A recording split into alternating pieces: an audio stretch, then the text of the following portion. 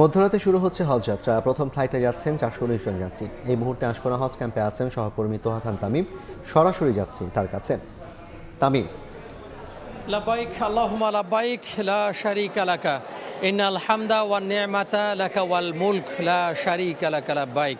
ঠিক এই বাক্য উচ্চারণের জন্য এখানকার যারা হজে গমনোচ্ছু রয়েছেন, নিয়ত করেছেন, তারা উদ্গ্রীব হয়ে আছেন। এই মুহূর্তে গমগম করছে, একেবারে পরিপূর্ণ বলা যায় যে হজ যাত্রীদের পদচারণায় আশকোনা হজ ক্যাম্প। মাগরিবের নামাজ কিছুক্ষণ আগে আদায় করেছেন ধর্মপ্রাণ মানুষ। নামাজ আদায়ের পরে তারা যারা আজকে রাতে রওনা হবেন, তারা তাদের শেষ যে মুহূর্তের প্রস্তুতি সেটি তারা ইতিমধ্যে সেরে ফেলেছেন এবং আগামীকালকে ধারাবাহিকভাবে যে সমস্ত ফ্লাইট রয়েছে সেই ফ্লাইটের যারা হজযাত্রী রয়েছেন তারা ইতিমধ্যে এখানে চলে এসেছেন এবং তাদের যে প্রস্তুতি সেই প্রস্তুতি তারা সারছেন।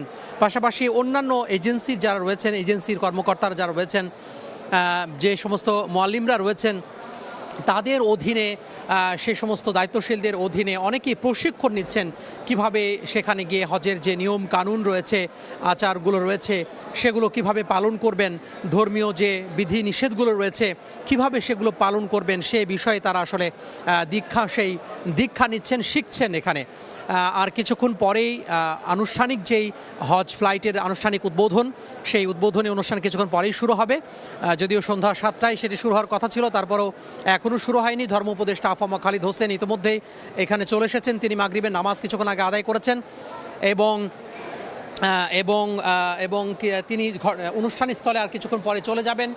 আর আজ আপনি জানেন, বলে রাখি যে আজকে রাত 2:15টায় প্রথম যে ফ্লাইট সেটি আসলে এখানে 419 জন যাত্রী নিয়ে পবিত্র নগরী মক্কার উদ্দেশ্যে সেটি ছেড়ে যাবে বিমান বাংলাদেশ এয়ারলাইন্সের একটি ফ্লাইট। তো আশকোনা হজ ক্যাম্প থেকে এই ছিল আমার হাতে সবশেষ।